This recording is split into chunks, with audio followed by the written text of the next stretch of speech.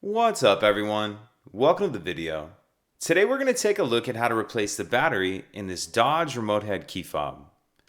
This key fob is going to be for the Dodge vehicles that do not have a push button start ignition, and it's going to use replacement battery CR2032. I'll put a link in the description box of this video to where you can purchase these batteries if you're in need.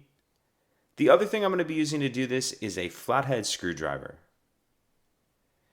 So if we grab our key and we hold it with the buttons facing down, and then we take a look on the one side down by the key blade, we see there's this little notch right here.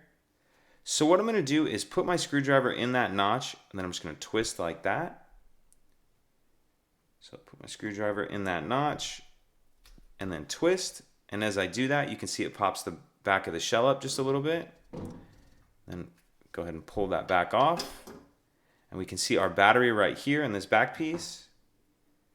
And then I'm just going to use my screwdriver. There's a little bit of a cutout right here in the holder that you can get under the edge of the battery and get it out of there. Now I'm going to grab my new battery, and I want to make sure that I'm installing that with the plus side down in that holder like that. Plus side down. And then once we have our new battery in that holder, we'll just snap the two halves back together. And that's it. Pretty simple. If you have any questions, please let me know. If you could take a second to like and subscribe, it helps us out, and I'd appreciate it. Thank you.